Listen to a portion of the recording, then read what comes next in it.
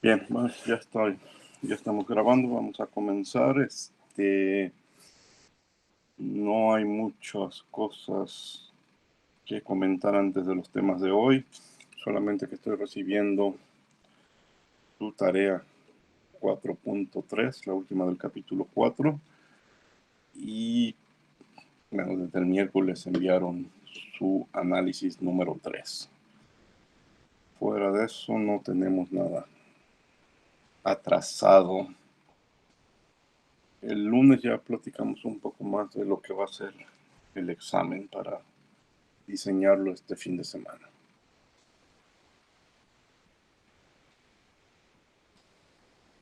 Bueno, vamos a comenzar. Voy a presentar la pantalla.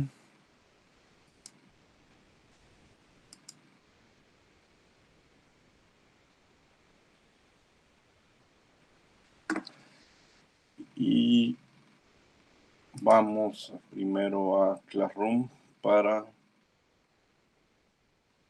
platicar un poco qué es lo que sigue. Estamos ahora en el capítulo 5, que se llaman ciclos termodinámicos.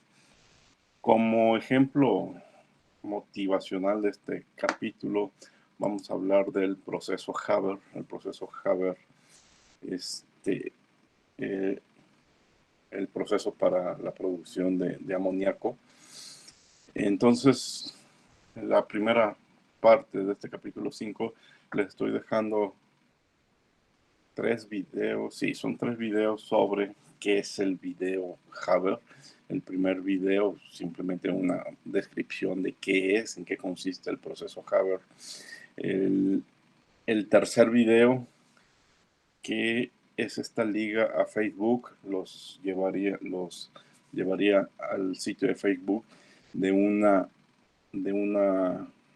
fábrica, de una industria de producción de amoníaco en Estados Unidos, y es un video muy interesante donde podemos ver el proceso de construcción de esa planta de producción de amoníaco. Y el segundo video también, el 1 y el 2, es una descripción sencilla, rápida, en qué consiste en particular este proceso de producción, esta reacción química. Bueno, más que una reacción química, es todo un proceso.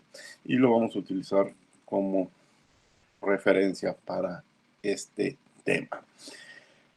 En su momento se los voy a platicar, pero también les estoy compartiendo 2 lecturas. Para quien les interese abundar en el tema, 2 lecturas sobre quién fue Sadi Carnot, conocido por ya lo vimos en la clase anterior, por su ciclo de Carnot, y William Rankine, conocido porque hoy veremos su ciclo Rankine, que es la mejor opción, o mejor dicho, la opción más popular que tenemos para llevar a la realidad un ciclo termodinámico, ¿sí? Si llevamos a cabo un ciclo Rankine. Entonces eso es lo que encuentran en las primeras 2 secciones del capítulo. Luego vienen los apuntes y los ejemplos.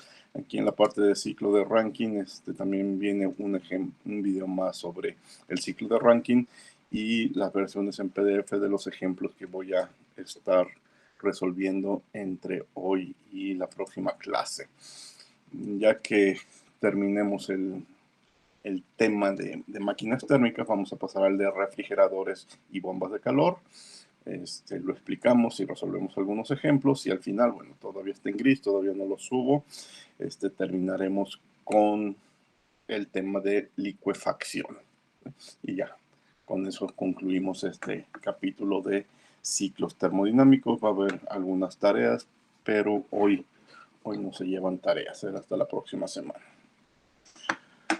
Bueno, vamos a comenzar entonces platicando de qué va este tema. Permítanme acomodar algunas cosas y ahorita iniciamos.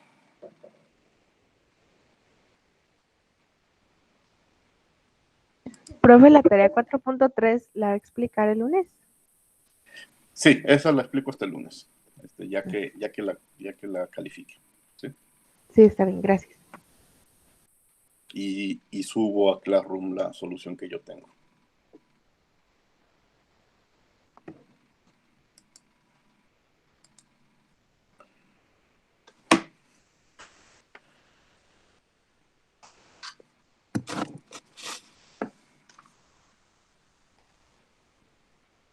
Bueno, una parte muy importante del ser ingenieros químicos tiene que ver con el diseño y el análisis de procesos químicos completos, más que el diseño y el análisis de equipos individuales. Hay que pasar por el diseño del equipo individual, pero al final lo interesante es cuando la suma de diferentes equipos en diferentes etapas nos da un proceso completo. Y ese es el brinco que desde el punto de vista termodinámico vamos a dar en esta unidad. Voy a utilizar como pretexto el problema de la síntesis de amoníaco para ver algunos detalles en los que tenemos que poner atención.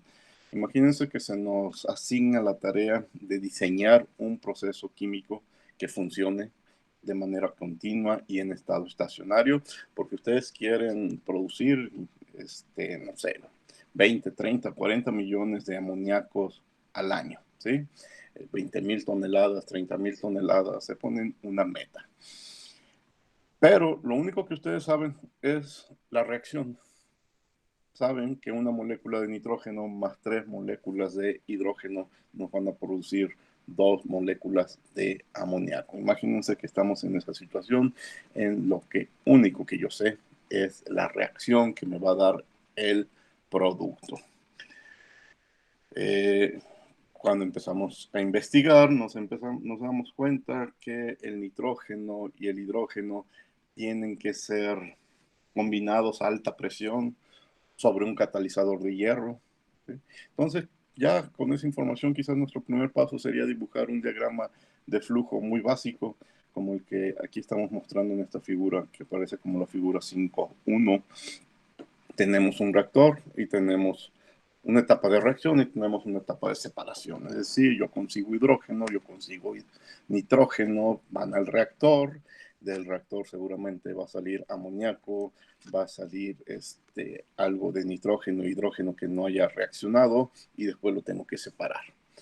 Hago la separación, obviamente la separación podrían ser varias etapas extras, pero todas encaminadas a quedarme con el amoníaco.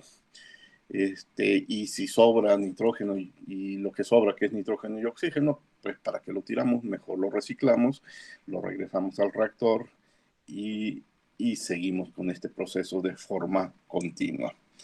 Pero aquí es donde nos empezamos a hacer las preguntas importantes. La primera es, ¿de dónde voy a sacar el nitrógeno? Y la respuesta clásica, la respuesta inmediata es, pues del aire. Va a ser gratis y el aire tiene prácticamente un 80% de nitrógeno. Entonces ya ese detalle, el de querer aprovechar aire para obtener el nitrógeno, pues ya va a cambiar el diagrama de diferentes maneras, ¿sí? Sobre todo lo va a cambiar de dos formas. Si utilizamos nitrógeno, pues si utilizamos aire para obtener el nitrógeno, pues el aire tiene que arrastrar el oxígeno, ¿sí? Y entonces ya estamos metiendo impurezas al proceso. Y aparte, pues no solamente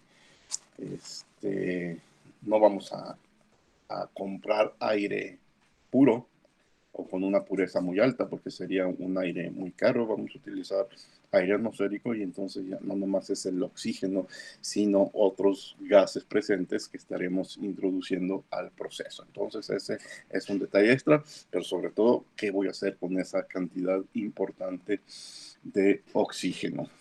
Ahora, el aire yo lo consigo gratis a temperatura y a presión atmosférica, pero el proceso se tiene que llevar a alta presión. Entonces ahí está el segundo detalle. Nitrógeno gratis, pero el costo viene por otros lados. Quizás esta sea una segunda opción si queremos utilizar el aire. Entra aire a mi proceso, hay que purificarlo para quedarme solo con el nitrógeno y elimino de mi proceso el oxígeno y cualquier otra impureza que esté en el aire.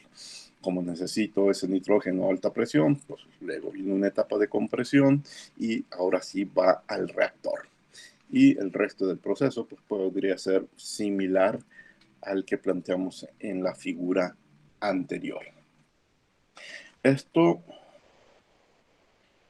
dirán, bueno, pues ya empezamos a meter equipo de más, equipo extra, no de más, sino equipo extra, un purificador y una etapa de compresión.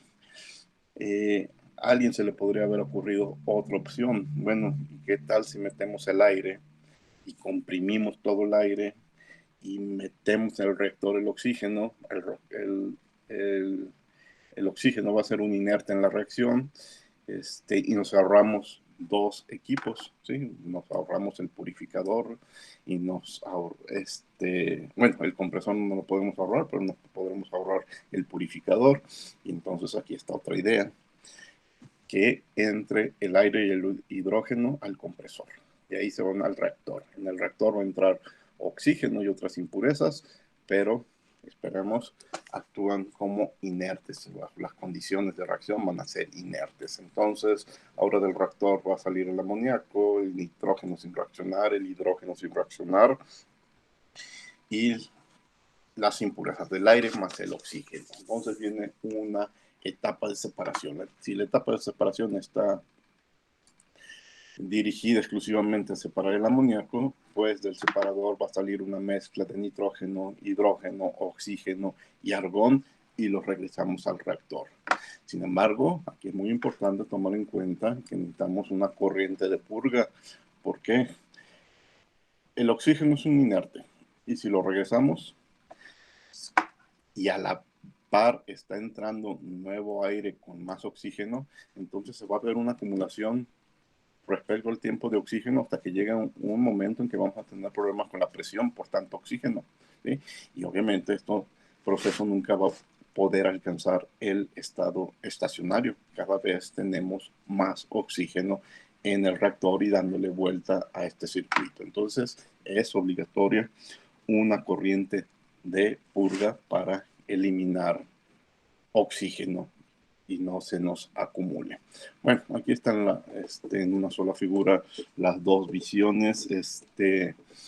Esta opción necesita de equipo extra, ¿sí?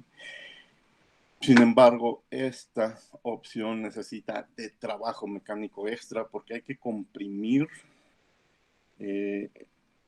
gases que no van a ser útiles para el objetivo de producir amoníaco. Hay que comprimir oxígeno, ¿sí? Y es un gasto de compresión inútil. Aquí no hay ese gasto de compresión, pero hay una etapa, una serie de equipos extras que aquí no están, que es más barato, que es más caro, bueno, que es más eficiente también. Son las preguntas que nos toca responder a los ingenieros químicos y bueno, no las podemos responder si no sabemos de termodinámica, ¿sí?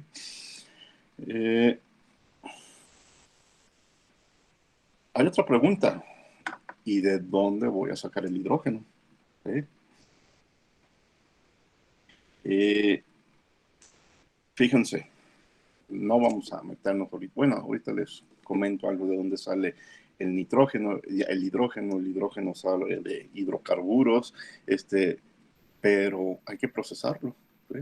No vamos a obtener hidrógeno puro o prácticamente puro para esta reacción. Tenemos acceso a hidrocarburos y de ahí tendremos que hacer algo para obtener el hidrógeno. Fíjense, si queremos obtener un número 20 millones de kilogramos de amoníaco, pues eso implica, de acuerdo a la reacción, 16 millones de nitrógeno y 3.5 millones de hidrógeno para tener los 20 millones al kilo de amoníaco. Pero recordemos que si el nitrógeno viene del aire, pues esto implica en números cerrados un 78% de nitrógeno y un 21% de oxígeno, quizás 1% de otros gases como el argón. Eso implicaría estar moviendo en esta segunda opción aproximadamente 4.5 millones de kilos de oxígeno al año, más de 200,000 kilos de argón al año para obtener esos 20 millones de kilogramos de amoníaco. Vean, las cantidades son enormes, todo eso implica costos.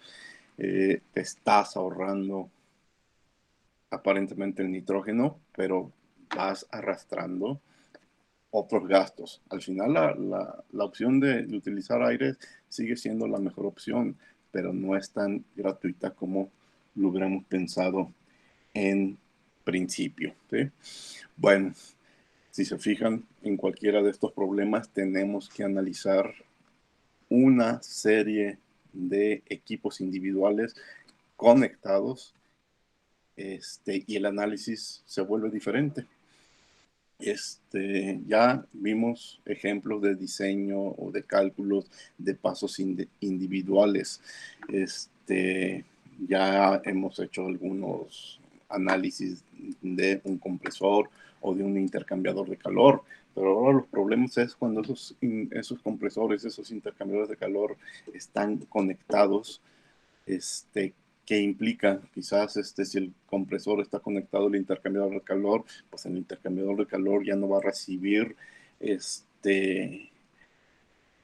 no va a tener entradas fijas, sino que van a depender de los resultados del trabajo que haga el compresor. Y todo eso lo tenemos que tomar en cuenta de forma global. Fíjense otro detalle, el amoníaco tiene un punto de ebullición mucho más alto que el oxígeno, que el nitrógeno, y que el hidrógeno es de aproximadamente menos 33 grados centígrados. Y otro detalle, el amoníaco es altamente soluble en agua, mientras que el oxígeno y el nitrógeno y el hidrógeno no lo son tanto. ¿Eso en qué me importa? Bueno, en que quizás aquí se nos abre una oportunidad para la etapa de separación. Aquí simplemente dice separación, ¿sí? Sin detalles. Pero ¿de qué me puedo aprovechar para hacer la separación? Pues la respuesta es de la termodinámica. Cuando analizas los datos termodinámicos de los materiales involucrados y te empiezas a dar cuenta de las diferencias en los puntos de ebullición y las diferencias en la solubilidad, pues se te puede ocurrir un proceso en donde, aprovechando el agua, puedas separar el amoníaco del resto de los gases, ¿sí? Para eso, ¿qué necesito? Necesito saber de equilibrio de fases. ¿Okay? Es un tema al que llegaremos al final de este curso. En la parte final de este curso le dedicaremos las últimas unidades al equilibrio de fases, pero el equilibrio de fases de múltiples componentes. Hasta ahorita también, si se han dado cuenta, todo nuestro curso ha sido de sustancias puras. Pues para resolver un problema de este tipo tengo que entrarle a las mezclas, ¿sí? Y que son muy importantes para poder comprender y diseñar estos procesos. Ahorita no vamos a avanzar más en el análisis de un proceso como el proceso Haber. Simplemente lo estoy utilizando como ejemplo, les decía, de motivación a lo que viene. Todavía nos hacen falta muchos detalles para poder hacer análisis de procesos completos. Nos hace falta sobre todo ese detalle de las mezclas, dejar atrás nuestros modelos con compuestos puros y entrarle a los problemas que involucran mezclas. Y hacia allá vamos poco a poco, ¿sí? Bueno, estos son dos diagramas de ya un proceso real, una planta de amoníaco que sigue el proceso Haber. Si se dan cuenta, al final no fue ni la figura 2 ni la figura 3. Van saliendo muchos detalles que hay que tomar en cuenta, y llegamos a estos diagramas, a estas diferentes opciones. Les decía de dónde voy a sacar el hidrógeno. Esta parte que viene aquí como el reformado, aquí hablan del reformador 1 y el reformador 2. Bueno, el reformado de una mezcla de gases se refiere a la separación del hidrógeno de un hidrocarburo. ¿Sí? Incluso fíjense, aquí hay un metanizador y una regeneración de solución y unas etapas de purificación, otras etapas de desulfuración. Ese hidrocarburo, en este caso, en este diagrama lo tratan como gas natural. De ese gas natural vamos a obtener nuestro hidrógeno, pero hay que quitarle todas las impurezas, ¿sí? Hay que quitarle azufre y hay que hacer las reacciones adecuadas para quedarnos con el hidrógeno. Si se fijan aquí, por otra parte, está entrando el aire, se está comprimiendo el aire, hay purificadores, aquí está el reactor que para nosotros era como la parte central, está rodeado de muchas operaciones secundarias. Aquí en este otro diagrama nos lo platican con aire. Aquí está entrada de aire y aquí está entrada de metano. Bueno, gas natural podemos decir que es principalmente metano, pero en este otro diagrama nos lo platican como si entrara metano puro y agua, ¿sí?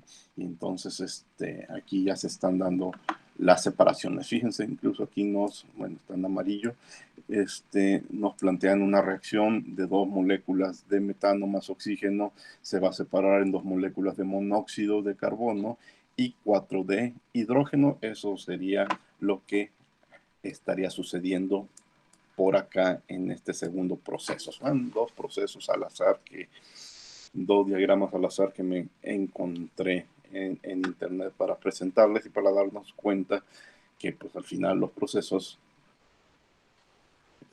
no son tan simples como en principio no los podremos plantear con 2 o 3 etapas. Y hacia allá vamos, ¿sí? Bueno, hacia allá va las aplicaciones de la termodinámica. Este otro diagrama también nos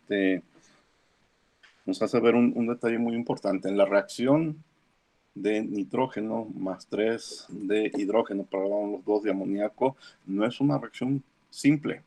Es una reacción que nos da porcentajes de amoníaco muy bajos. Fíjense, a presiones relativamente bajas, y por bajas estoy hablando de 80 atmósferas, de 80 veces la presión atmosférica, el porcentaje de amoníaco que separaremos sería apenas del 20%.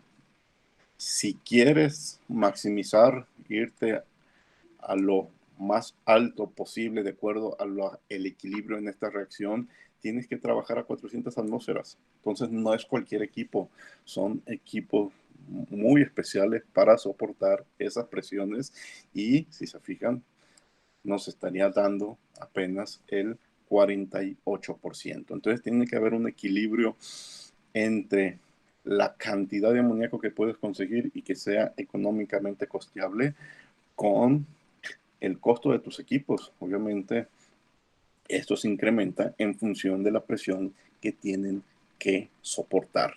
¿Y de dónde sacas esta información? De los datos de equilibrio químico para la reacción que te interesa, analizando la influencia de la presión. Bueno, pues vamos a comenzar a analizar ciclos, procesos completos, y pues vamos a empezar con lo más sencillo, que son las máquinas térmicas reales. Hasta este punto, ¿alguna pregunta?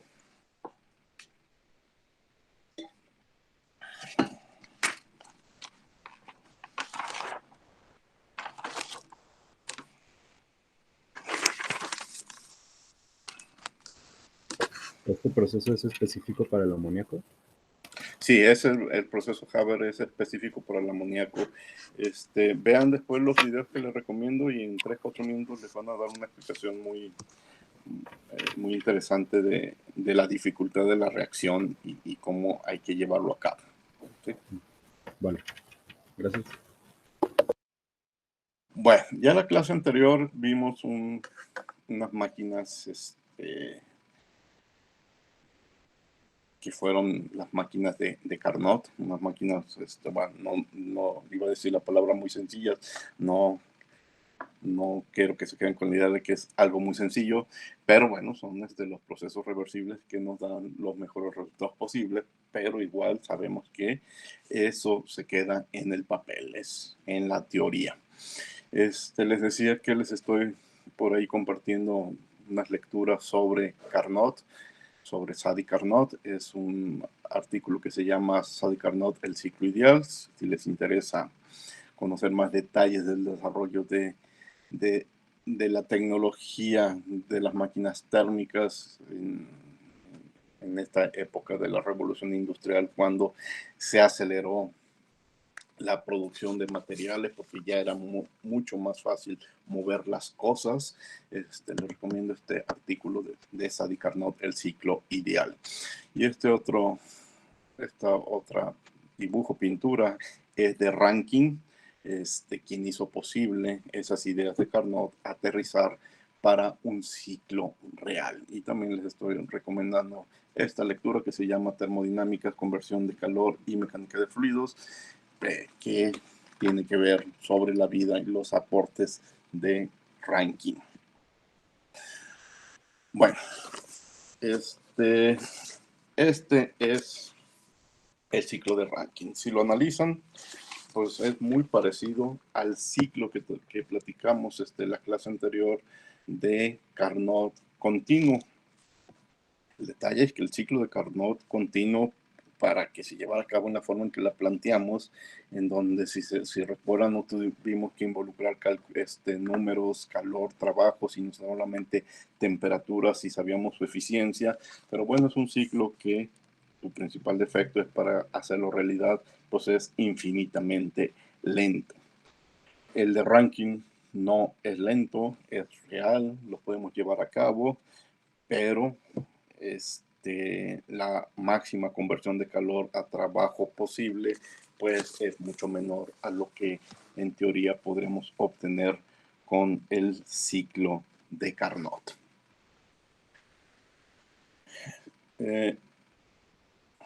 Dejen acomodar esta figura. En pocas palabras, ¿qué es lo que hace el ciclo de Rankine? Que ya también lo presentamos en el primer capítulo de este curso, también como ejemplo motivacional para todo el curso. Bueno, líquido a alta presión entra al boiler. Aquí estamos al inicio, ¿sí? Líquido a alta presión entra al boiler, entonces absorbe energía de una fuente de calor. Quizás aquí tenemos un horno.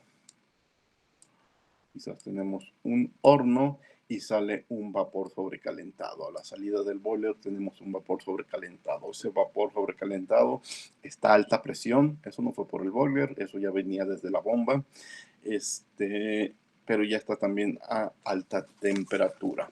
Va a entrar a la turbina, entra a la turbina y va a producir trabajo, que es la razón principal del proceso. Va a salir de la turbina como vapor a baja presión, posiblemente con una pequeña cantidad de líquido que está siendo arrastrado en el vapor. El vapor a baja presión entra a un condensador. El condensador es básicamente un intercambiador de calor. Entonces vamos a eliminar una cantidad de energía en forma de calor y que se va a disipar al ambiente. Y del condensador sale como líquido saturado. Ese líquido saturado, este punto, la salida del condensador, es el punto energéticamente más bajo para el fluido que le da la vuelta a este ciclo, porque ahí tenemos la menor presión, la menor temperatura, y se encuentra como líquido, no como vapor. Entonces hay que volverlo, por decirlo de una forma, a energetizar, y eso va a hacer que él vuelva a pasar por la bomba para que aumente su presión y que vuelva a pasar por el boiler para que aumente su temperatura y cambie de fase de nuevo a vapor sobrecalentado. Entonces ese líquido a baja presión entra a la bomba, se comprime en líquido a alta presión. Ese líquido a alta presión lo devolvemos a la caldera y cerramos el ciclo. Todo este proceso está diseñado para operar en estado estacionario, y el ciclo de Rankine, como lo planteó Rankine, pues utiliza agua típicamente como fluido de operación, aunque nosotros lo podríamos plantear con cualquier otro fluido. Eso es lo de lo de menos. La lógica es igualmente válida para cualquier fluido de operación. Y así se le llama precisamente al fluido que le da vuelta al ciclo, fluido de operación. Si se fijan, en el ciclo nunca se pierde agua. Para el agua es un sistema cerrado. Le está dando vueltas al ciclo, pero nunca hay pérdidas de agua. Cambia de fase, se enfría, se comprime, pierde presión,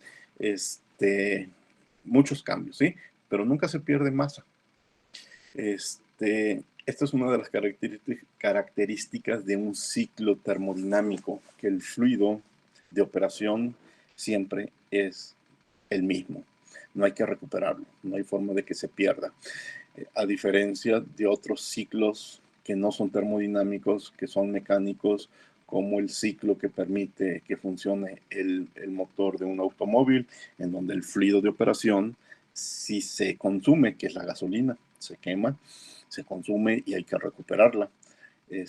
Pero bueno, en los libros termodinámicos ustedes pueden ver que esos ciclos ya no entran dentro de la categoría de ciclos termodinámicos y ya son ciclos, se les llaman ciclos mecánicos.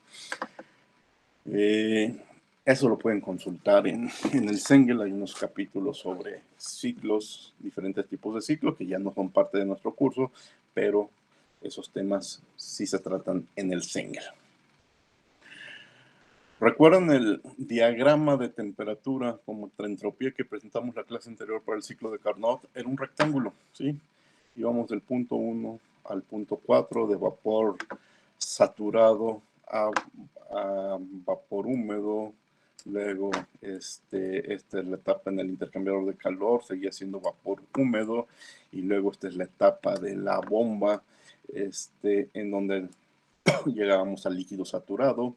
Esta es la etapa del boiler, en donde pasamos de líquido saturado a vapor saturado, y de 1 a 2 es la etapa de la turbina.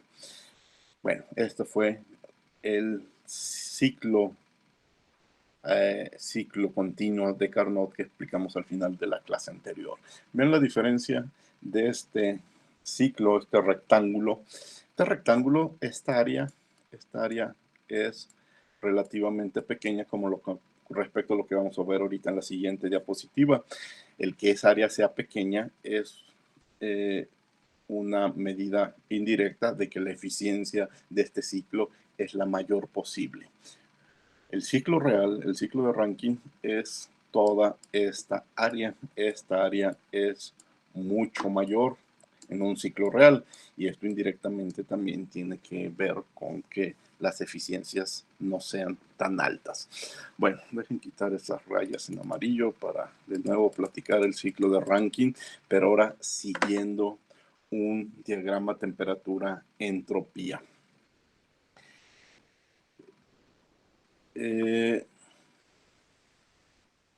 Este 1 o 1' es el fluido que entra a la turbina, ¿sí? Porque el autor de este diagrama nos dibuja 2 puntos, porque dice, bueno, una opción es que añadas a tu turbina, que entre a tu turbina exactamente un vapor saturado, pero si puedes, que es lo deseable, que mejor entre un vapor sobrecalentado, es mucho mejor, porque vas a obtener una mayor cantidad de calor. Bueno, pero independientemente de que sea la turbina entra vapor sobrecalentado o exactamente un vapor saturado, la turbina va a hacer su trabajo de extraer la mayor cantidad de energía posible y te lo va a dejar como un vapor húmedo. Ese vapor húmedo, bueno, aquí ya estamos más a la derecha que a la izquierda, entonces tenemos mucho más vapor que líquido, pero ya hay presencia de líquido. Este es el vapor húmedo que entra al condensador. En el condensador hace su trabajo exacto, preciso, que es sacar un líquido saturado que no trabaje de más, y te lo devuelve en el punto 3. Aquí, en cuanto a temperatura,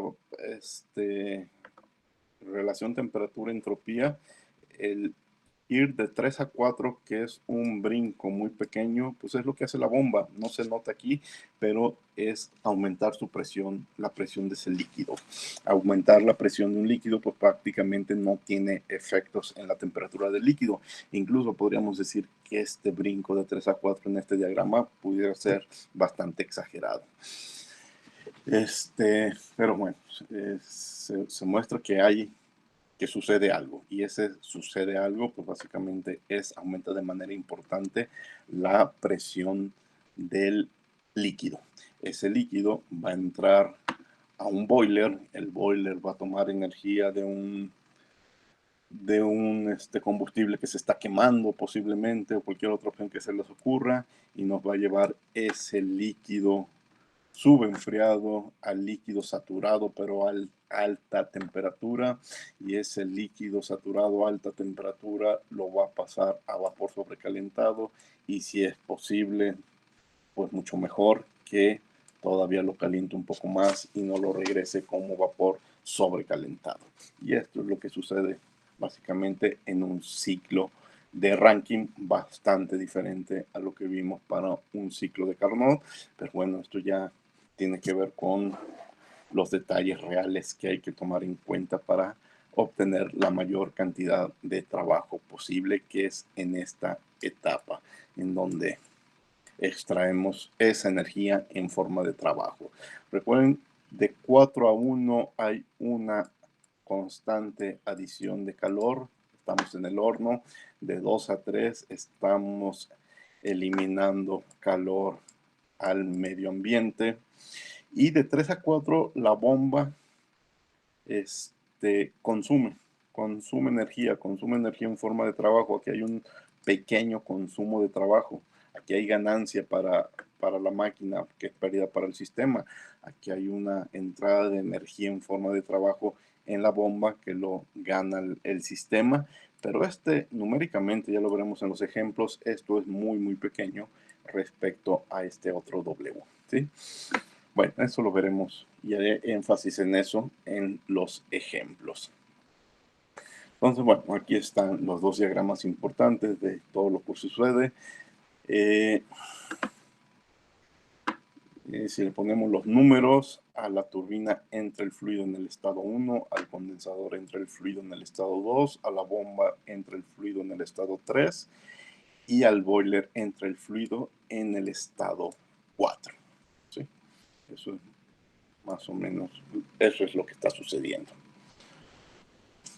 Bueno, pero pues ahora lo importante es resolver un problema y ponerle números a este ciclo de Rankine para que vean los detalles extras que nos hacen falta nombrar y que son importantes cuando hacemos análisis de un ciclo completo.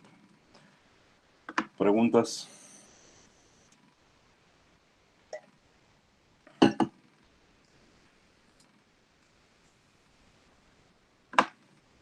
Dejen presentar, voy a presentar el ejemplo 5.1. El ejemplo 5.1 lo he llamado descripción cualitativa del ciclo de Rankine, y pues es básicamente resolver un problema de un ciclo. Este problema lo vamos a resolver. He dividido la solución en pasos y bueno, dejen irme rápidamente al final para que vean y analicen cada uno de los pasos en los que lo dividí. Si me voy hasta el final, hacerlo más pequeño. Aquí estoy en el paso 16, en el 18. Sí, lo dividí en 18 pasos. En cada uno de estos pasos vamos a hacer algo en particular para que después, ya que vuelvan a analizar la solución, lo tomen en cuenta y de veras se pregunten el porqué de cada uno de esos 18 pasos. ¿De acuerdo? Bueno, pero primero vamos a plantear el problema. Este es el problema. Pues es el mismo diagrama de su momento, solamente que ya tiene por ahí algunos números. Esta es una máquina de Rankine que está diseñada bajo las siguientes especificaciones. El boiler opera a una temperatura máxima de 200 grados centígrados. ¿Sí?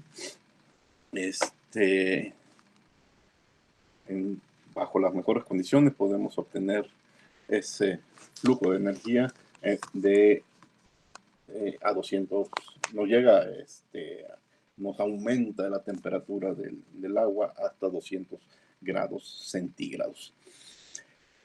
El condensador opera también a una temperatura mínima de 100 grados centígrados. Ahorita también platicamos porque estoy haciendo énfasis en lo máximo y en lo mínimo.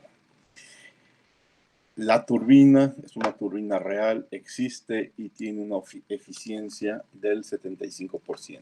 Bueno, en porcentaje 75%, a la hora de hacer cálculos yo necesito la fracción 0.75. Recuerden que a la turbina va a entrar vapor sobrecalentado y va a salir y puede salir un vapor húmedo, pero yo como ingeniero, y ahorita platicamos las razones, tengo que controlar la turbina para que la cantidad de líquido que sale no exceda el 10%.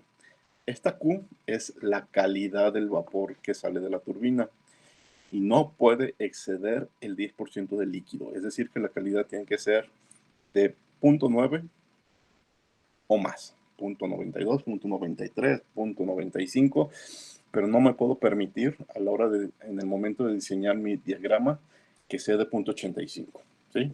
El problema me pone como límite para los cálculos que haga, para el diseño que vaya a hacer, máximo 0.9.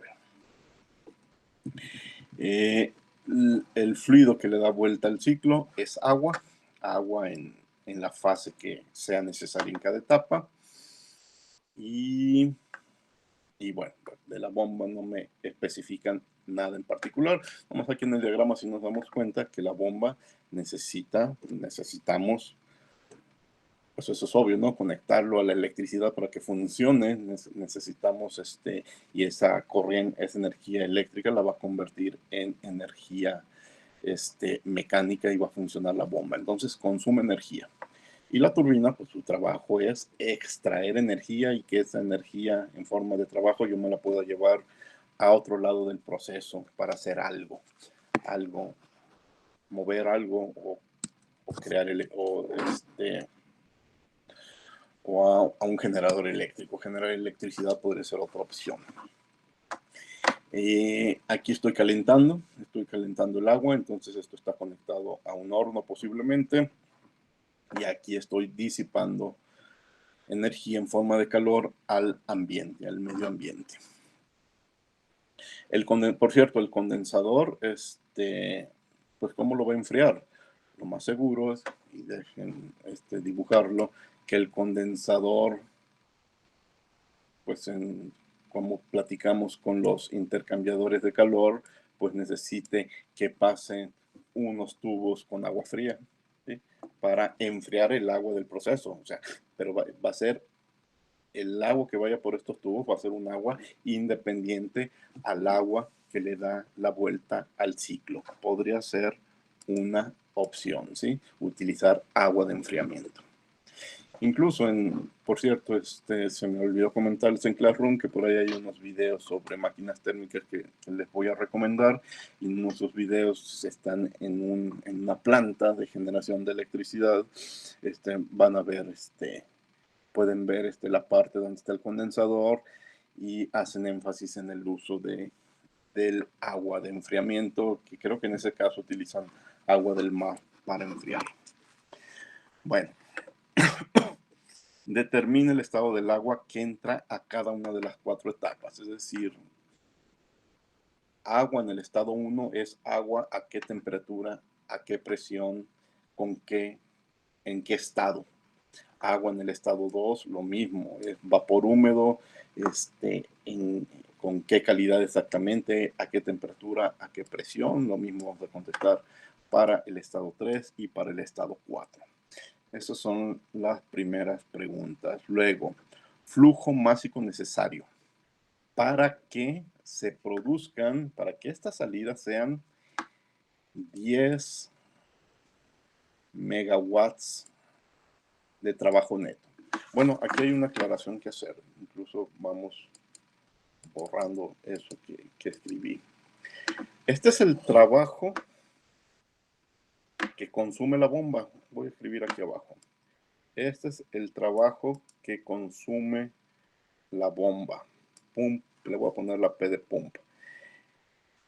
Pero este es el trabajo que extrae la turbina. Uno es positivo, otro es negativo. Cuando yo lo sumo, bueno, por los restos, lo sumo. El resultado es el trabajo neto. ¿Sí? Y si se fijan, la pregunta que me hacen es por el trabajo neto, es decir, es la resta de WS turbina con WS bomba.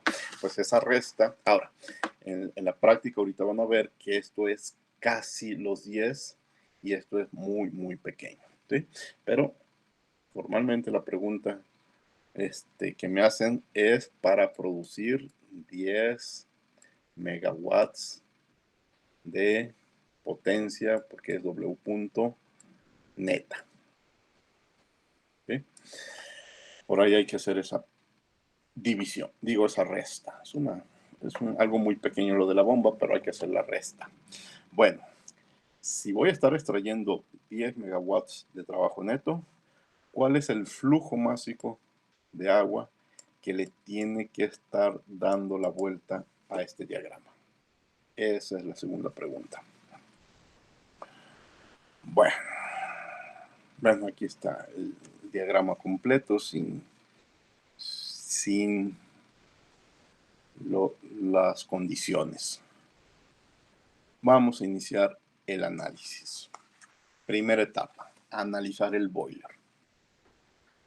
Asignamos al vapor que sale de la caldera una temperatura de 200 grados, que es la máxima que me permite este problema. Por alguna razón, a la hora de diseñar, tú lo más que puedes hacer es por el tipo de horno que tienes, por el tipo de combustible, por la cantidad de combustible, por los costos, por muchas razones, te han fijado que lo máximo que puedes calentar es el agua, es a 200 grados centígrados. ¿Sí? Tener vapor sobrecalentado a 200 grados centígrados. Pero no podemos establecer la presión del vapor. Si fijas la temperatura, la presión del vapor pues queda a lo que tiene que ser.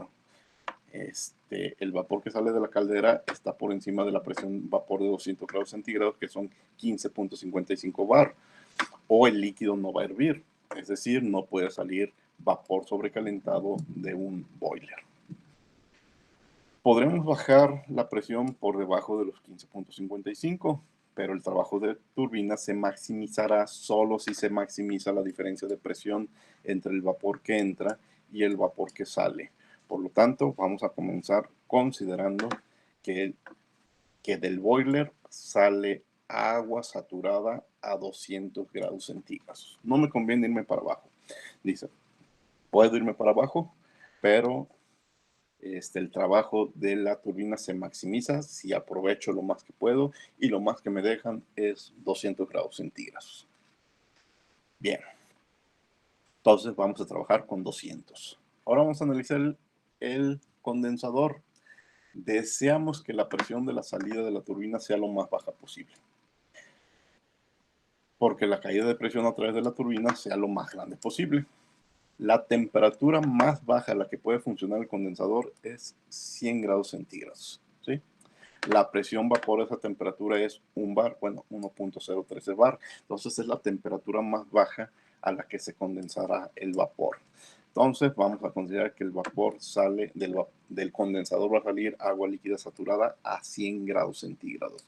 Nos permite trabajar a 100 o menos, pues nos vamos a 100, porque es como vamos a conseguir la mayor diferencia de presión en la turbina entre el boiler y el condensador. Fíjense que estamos analizando lo que está, me regreso a la figura, estoy analizando lo que está antes y después del condensador, porque al analizar lo que está antes, al elegir bien lo que está antes y elegir bien lo que va después, haré que aquí tenga la mayor diferencia de presión posible entre todas las condiciones que la realidad me impone.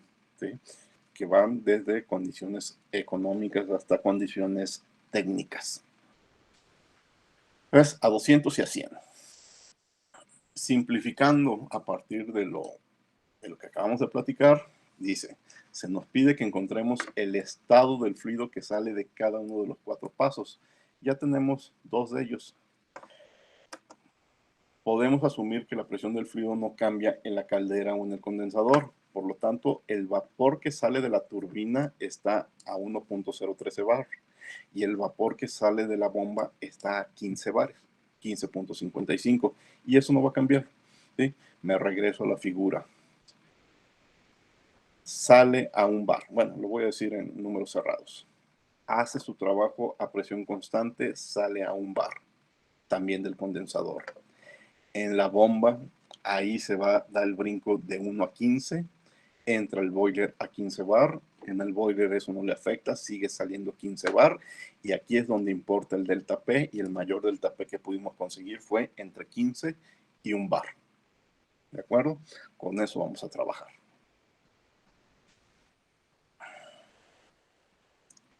Entonces vamos a hacer balances de entropía y energía a la turbina. Ya sabemos que entra, ya sabemos que sale y sabemos que tengo una turbina real con una eficiencia del 75%. Entonces, igual que en lo que fueron 2 ejemplos de la clase anterior, voy a hacer cálculos para una turbina reversible y después voy a aplicar la eficiencia.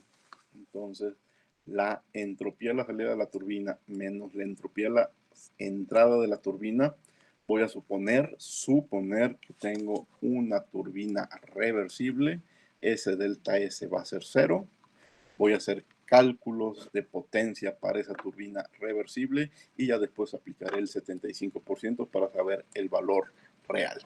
Este es el balance de entropía, que si la turbina la considero por el momento teóricamente reversible, delta S 0, y este es el balance de energía.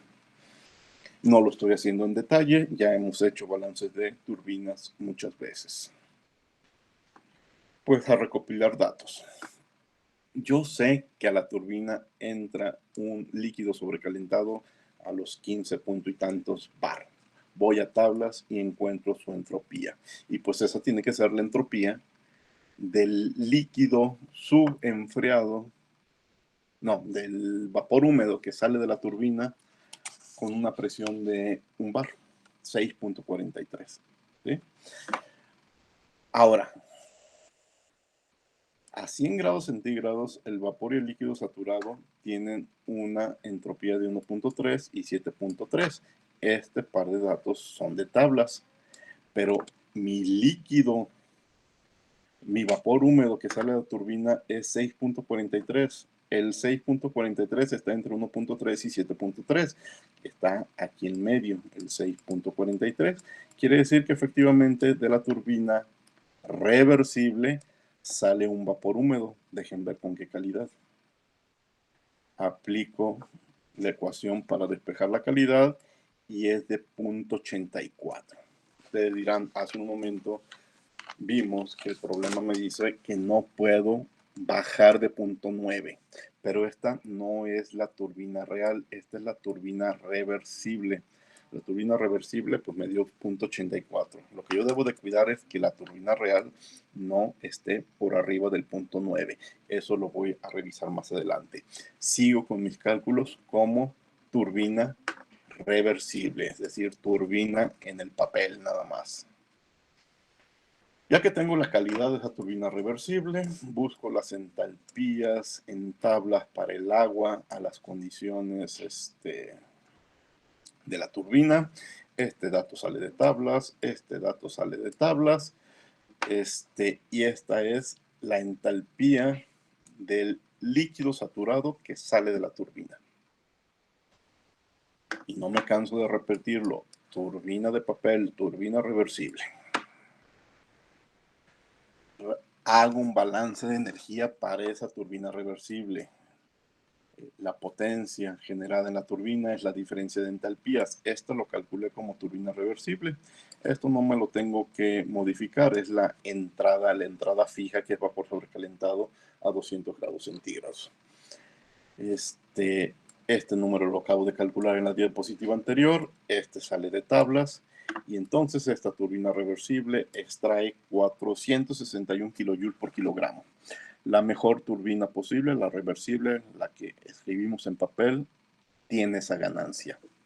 Sin embargo, nuestra turbina es una turbina real, con una eficiencia del 75%, entonces multiplico el 461 por 0.75, de acuerdo a las ecuaciones que vimos la clase anterior, y mi turbina real solo le extrae 345.9 kilojoules a esa agua sobrecalentada. Solamente 345, pero este ya es un dato real. Este ya es la ganancia de nuestra turbina real.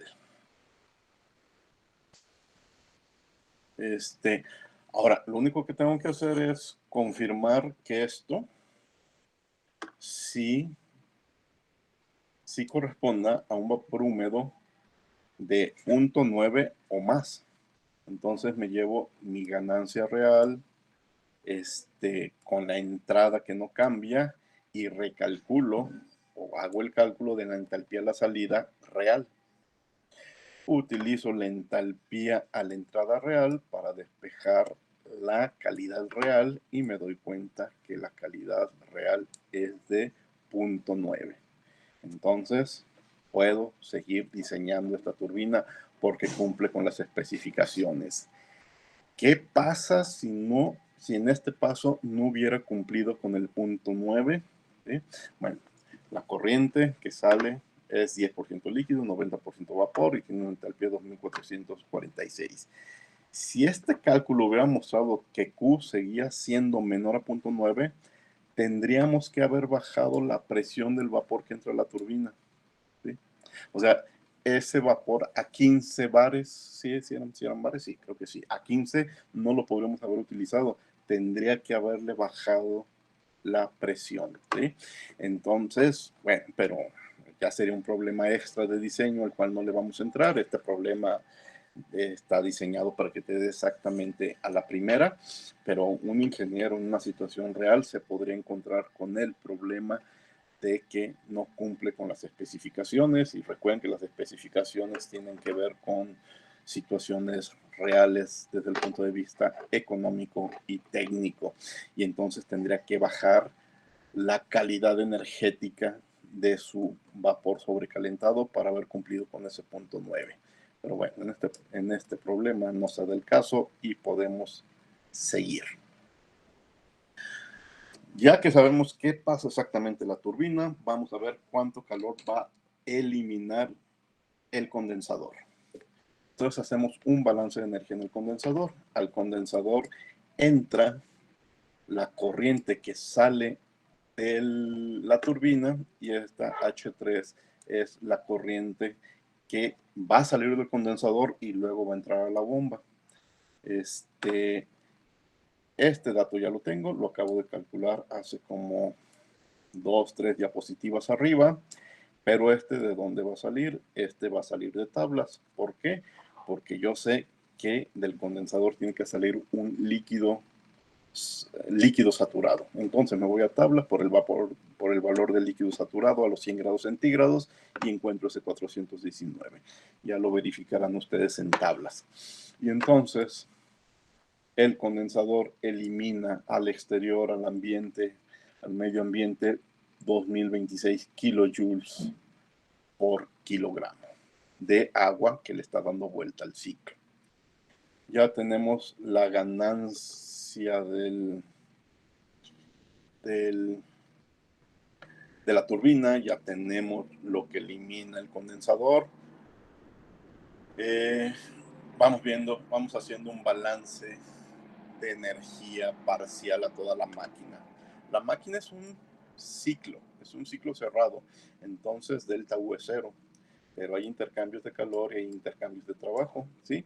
Hay un punto en donde eliminamos en el condensador, hay un punto en donde añadimos en el boiler, hay un punto en donde extraemos trabajo en la turbina y hay un punto en donde consumimos trabajo en la bomba. ¿Qué nos hace falta? Ya tenemos QC, ya tenemos WS, nos hace falta esta parte de la bomba y nos hace falta esta parte del boiler. Vamos a analizar la bomba y luego ya con 3 resultados despejamos el calor que tenemos que añadir en el boiler.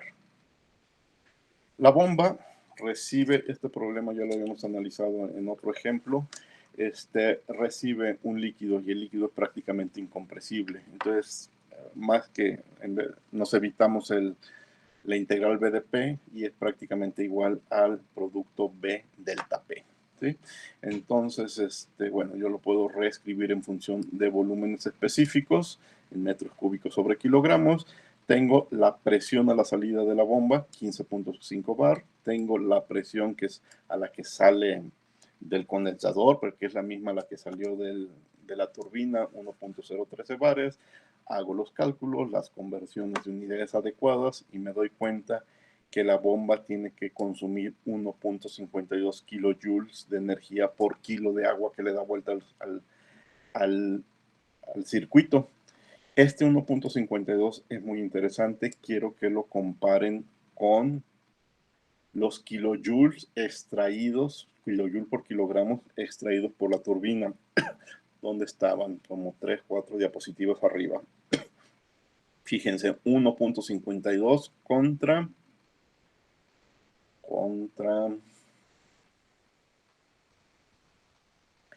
345.9. ¿Sí?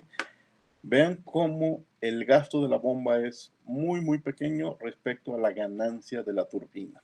Entonces, el trabajo neto va a ser la resta de este 345 con ese 1 punto y algo que vimos abajo. Pero esa resta la haremos más adelante. Lo que sí quería ahorita que comparar, que hicieran una comparación de la gran diferencia, de por qué esto es viable, porque la turbina gana mucho más que lo que te cuesta, aquí está, que lo que te cuesta operar la bomba. Entonces, por eso es económicamente viable este proceso. Vamos al siguiente paso. Bueno, necesitamos la entalpía del líquido que sale de la bomba, que es H4, pero si ya tengo el gasto de la bomba y ya tenía la entalpía del líquido que entra a la bomba, pues ya nomás despejo la entalpía del líquido que sale de la bomba y es 420.7. Entonces de la bomba sale un líquido con una presión muy alta, 15.49, y una entalpía específica de 4.20 y se va al boiler a cambiar de líquido a vapor sobrecalentado. Pero ya prácticamente tenemos todas las temperaturas, todas las calidades, todas las presiones. Bueno, en el diagrama aquí lo escribí X. X es el símbolo que utiliza Sengel para calidad, pero aquí en este problema he estado utilizando la Q.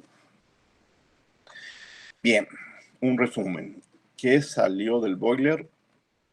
¿Qué salió del boiler? Vapor saturado. Vapor saturado a 200 grados centígrados, una presión, a ver, lo que pasa es que aquí están convertidas a kilopascales, sí, pero sí está bien, con 1554.9 kilopascales, ¿sí? ¿Qué salió eso es lo que salió del boiler y entró a la turbina? ¿Qué salió de la turbina y entró al condensador? Vapor húmedo con una calidad de 0.9 a 100 grados centígrados. ¿Qué salió del condensador y entró a la bomba? Líquido, pero no ya líquido saturado, por lo tanto calidad 0. ¿Sí? ¿Y qué salió de la bomba y se fue al boiler? Líquido subenfriado. El concepto de calidad ahí ya no aplica. Y aquí están las presiones. No sé por qué siempre estuve hablando de bar y aquí lo cambié a kilopascales, eso después lo corrijo. Y bueno, lo que sí, estas son las diferentes entalpías específicas. Con esto contestamos la primera pregunta, pero sin embargo no sé todavía cuántos kilos por segundo de agua le están dando vuelta a este ciclo para que aquí tenga la potencia que el problema me pide. Vamos a encontrar el calor. Bueno, me hace falta el calor, el calor añadido al boiler para poder hacer ese cálculo final. Ya no tengo que hacer un balance en el boiler, ya puedo hacer un balance global porque es lo único que no conozco. Ya sé lo que eliminé en el condensador, ya sé lo que ganó la turbina, ya sé lo que consumió la bomba, ya nomás despejo QH, que es lo que entró en el boiler. En el boiler entraron 2.372 kilojoules de energía por kilogramo de agua en el ciclo. Y vamos a calcular la eficiencia de la máquina de vapor. Fíjense que no estoy calculando la eficiencia de un componente de la máquina, la eficiencia de la máquina completa. La máquina completa es mi ganancia, se los había dicho en la clase anterior, entre mi costo inevitable. El costo inevitable es lo que yo gasto para que entre energía en el boiler. Es el cálculo que acabamos de hacer hace un momento. 2.372 es lo que está entrando de energía. Y mi máquina extrae 345.9 kilojoules. Sin embargo, la bomba consume un poquito, 1.52. Entonces hay que hacer esta resta. La diferencia es muy pequeña. Bueno, lo que le quitamos es muy poco, pero hay que hacerlo. Y cuando divido ese 344.43 entre el 2.372, pues me doy cuenta que la eficiencia de mi máquina térmica fue del 14.5%. ¿Sí?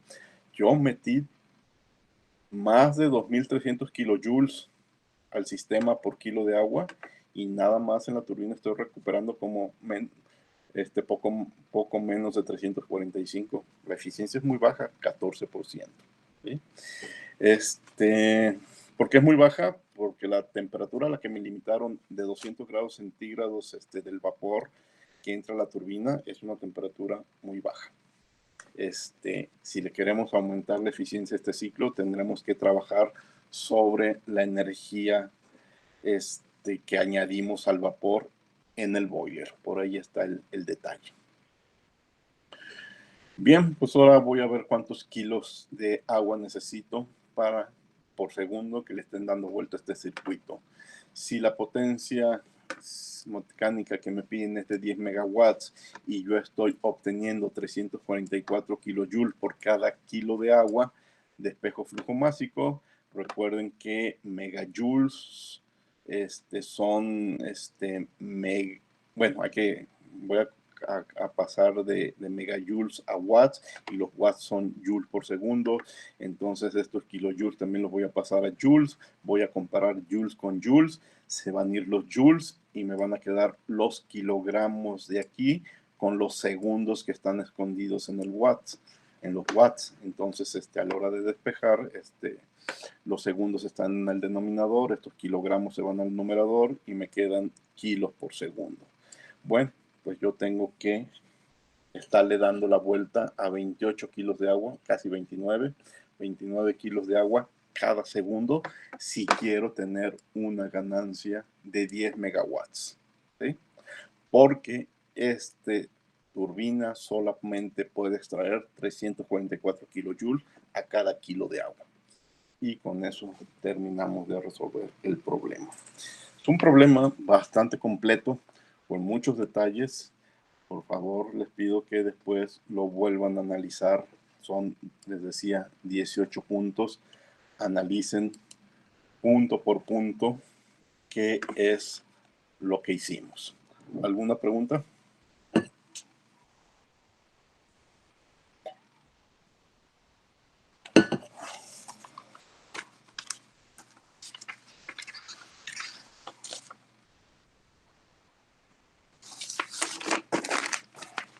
por si hay un detalle extra que quiero escribir aquí al final. Si esto no hubiera sido un ciclo de Rankine y hubiera sido un ciclo de Carnot, ¿cuál hubiera sido su eficiencia? Si yo, en vez de un ciclo real de Rankine, hubiera tenido un ciclo de Carnot, ¿hay alguna pregunta? No, puse que 1, ¿no? Ah, no, eso lo vimos desde la clase anterior de que no es posible 1 porque todo ciclo tiene que eliminar calor necesariamente hasta el ciclo de Carnot. Pero esta es la fórmula que vimos en la clase anterior. 1 menos temperatura en el horno menos temperatura en el condensador entre temperatura en el horno. Entonces esto es 1 menos el condensador estuvo trabajando a 100 grados centígrados, ¿sí?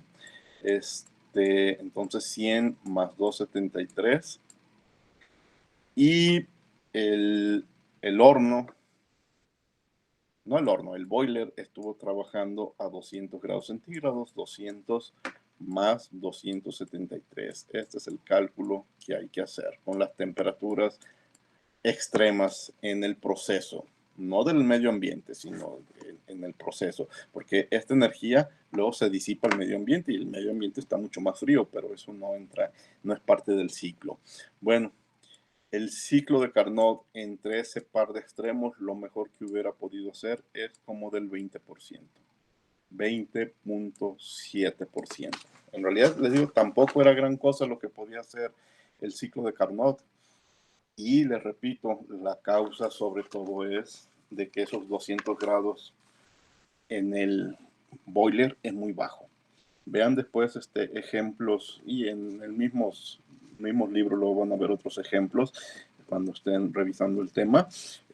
Generalmente las temperaturas que se alcanzan en el boiler son mucho mayores. Pero bueno, este ejemplo coincidió aquí y fue un ejemplo completo y nos sirve para entender el proceso, pero sí, una planta de generación de energía por vapor sí llega a tener eficiencias mayores. Tampoco estamos hablando de que las plantas reales tienen eficiencias del 80-90%, pero sí mayores del 14%, y el detalle importante está en darle la mayor energía posible en el boiler. Profe, yo tengo una duda. Sí, dime. Sí, la calidad, ya ve que ahí nos había dado de 0.9, pero si nos hubiera dado de un 0.88, 0.89, ¿estaría bien o tendríamos que hacer otra cosa? Muy interesante pregunta, porque aquí voy a hacer la pregunta que me haces de otra forma. ¿Por qué limitarnos al 0.9? ¿Alguna razón? ¿Por qué me están limitando al 0.9? Pues quizás si me lo dejaran al 0.85, las eficiencias, las diferencias de presiones serían mayores. Entonces, ¿por qué me están limitando al 0.9? Aquí hay un detalle que sobre todo es económico, ¿sí? Empezar a mover corrientes de vapor con una mayor cantidad de líquido en el ciclo empieza a ser muy costoso, ¿sí? Entonces, por cuestión de costo y de costo básicamente y de eficiencia energética, queremos la menor cantidad de agua en la turbina, ¿sí? Recuerda, o sea, no importa ya luego el condensador como salga te lo va a convertir a líquido, pero la eficiencia de la turbina se va a ver afectada y va a ser más costosa si hay más líquido, ¿sí? La mejor turbina sería la que te pudiera trabajar y te dejara exactamente un vapor saturado, ¿sí? No, sin líquido, pero también no lo puedes controlar. Entonces tiene que haber un equilibrio entre ganancias de la turbina con costos y con eficiencias energéticas, y la experiencia nos dice que todo eso se equilibra cuando te limitas más o menos al 0.9, ¿sí? Entonces, aquí es difícil representarlo con números porque hasta el punto 9, pero cuando te metes a hacer un análisis completo que incluya las cuestiones económicas, ahí es donde te empiezas a dar cuenta que, híjole, empiezo a perder por lo que me cuesta arrastrar esa agua líquida, ¿sí? Ok, gracias. Bueno, creo que aquí le vamos a dejar. El siguiente ejemplo también es un ejemplo bastante largo y prefiero revisarlo el lunes. Nomás dejen mostrárselos.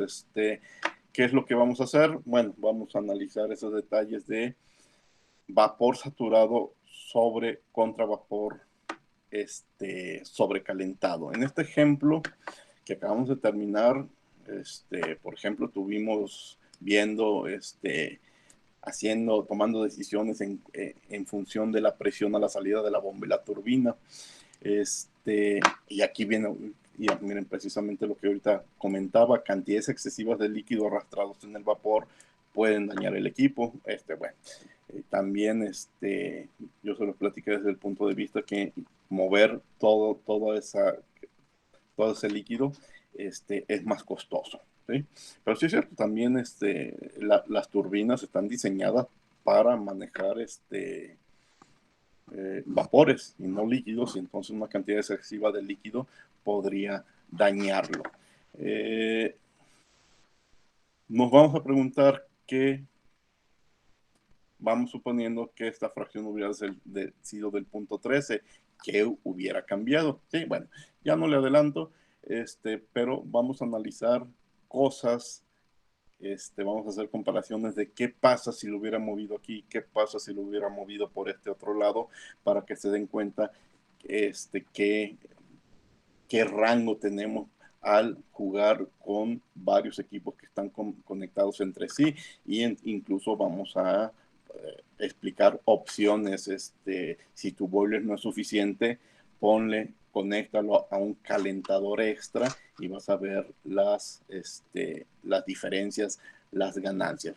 Más que resolver un problema diferente, vamos a regresar a este mismo problema y le vamos a estar haciendo adiciones o cambios para ver si las eficiencias, las ganancias se gana o se pierde, ¿de acuerdo? Pero bueno, prefiero con más calma platicarlo el lunes porque sí es bastante extenso. Con eso estaríamos el próximo lunes terminando la parte de máquinas térmicas, y el mismo lunes estaríamos platicando de refrigeradores y bombas de calor, que por cierto, si no saben qué es una bomba de calor, váyanlo revisando este fin de semana. ¿Alguno de ustedes me puede decir ahorita qué es una bomba de calor?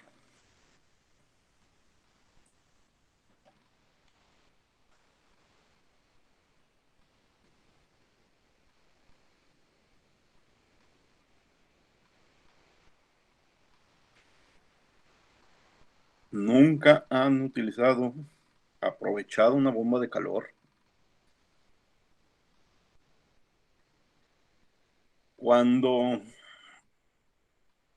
Si alguno de ustedes alguna vez cuando estábamos en presencial, aprovechaban que iban al CUSEI para luego ir a la alberca olímpica a nadar, o tomaban clases de natación, pues, o iban a cualquier otro lado, una alberca, y la alberca tenía temperatura controlada,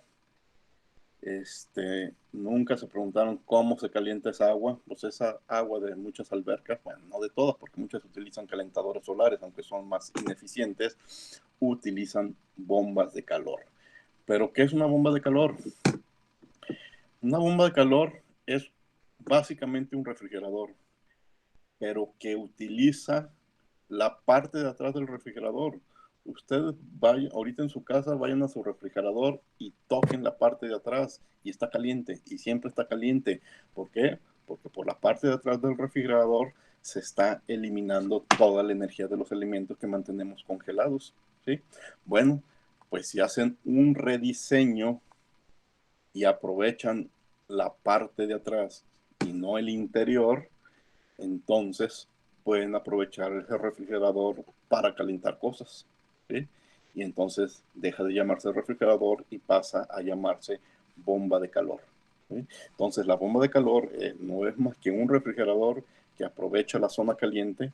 Por la zona caliente hacen pasar el agua de la alberca y entonces ya la agua de la alberca se irá calentando poco a poco. Cuando ustedes conozcan una bomba de calor, entonces se van a dar cuenta que tiene una zona en la que está muy fría. Sería el equivalente al interior del refrigerador. Hay un punto de esa bomba de calor en donde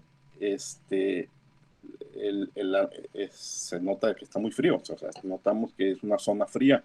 Bueno, pues esa zona no está en contacto con el agua de la alberca o de lo que estén ustedes calentando.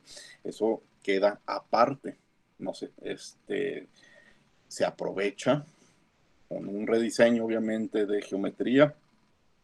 La parte de atrás para que utilizando tuberías por ahí estemos recirculando el agua de la alberca y se caliente. Entonces la bomba de calor no es otra cosa más que un refrigerador rediseñado para calentar, para calentar y no tanto para enfriar, pero su funcionamiento es el mismo ciclo.